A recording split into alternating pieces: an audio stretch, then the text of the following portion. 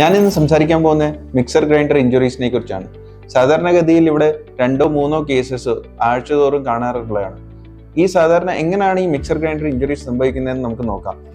ഈ mixer grinder on ചെയ്ത് വെച്ചുകൊണ്ട് ഈ ലിഡ് അടയ്ക്കാൻ നോക്കുമ്പോഴാണ് ഇത് സംഭവിക്കുന്നത്. ലിഡ് തെറിച്ചു പോയിട്ട് കൈ ഉള്ളിനകത്ത് പെട്ടുപോകുമ്പോഴാണ് ഈ മിക്സർ ഗ്രൈൻഡർ ഇഞ്ചുറീസ് സംഭവിക്കുന്നത്. ഈ മിക്സർ ഗ്രൈൻഡർ ഇഞ്ചുറീസ് സാധാരണഗതിയിലെ വിരലുകളിലാണ് സംഭവിക്കുന്നത്. ഓരോ വിരലിനും ചലനവള്ളികളുണ്ട്, അതായത് കൈ മടക്കാനും നിവർത്താനും ഹെൽപ്പ് ചെയ്യുന്ന ചലനവള്ളികളുണ്ട്. അതുകൂടാതെ ഞരമ്പുകളും രക്തക്കൊഴലുകളും ഉണ്ട്. അപ്പം മിക്സർ ഗ്രൈൻഡർ ഇഞ്ചുറീസിൽ ഇതെല്ലാം കട്ടായി ഇരിക്കാം.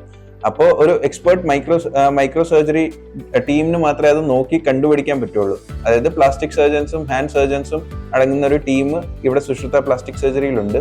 നമുക്കത് മൈക്രോസ്കോപ്പിന്റെ അടിയിൽ നോക്കി കഴിഞ്ഞു കഴിഞ്ഞാൽ നമുക്ക് അതിനകത്ത് അറിയാൻ പറ്റും. തന്നെയല്ല, അത് അന്നേരം തന്നെ റിപ്പയർ ചെയ്യുക എന്നുള്ളത് അത്യാവശ്യമാണ്. ഈ ഞരമ്പുകൾ നമ്മൾ റിപ്പയർ ചെയ്യാന്ന് മാത്രമല്ല, സർജറി കഴിഞ്ഞുള്ള ഫിസിയോതെറാപ്പിയും ഭയങ്കര ഇമ്പോർട്ടന്റ് ആണ്. ഫിസിയോതെറാപ്പി എന്ന് വെച്ച് കഴിഞ്ഞാൽ എക്സസൈസ് ചെയ്യുക, ഈ വിരലുകൾ വഴക്കമുള്ളതാക്കി തീർക്കുക എന്നുള്ളതും ഇതിന് ഇമ്പോർട്ടന്റ് ആയിട്ടുള്ള ഭാഗമാണ്.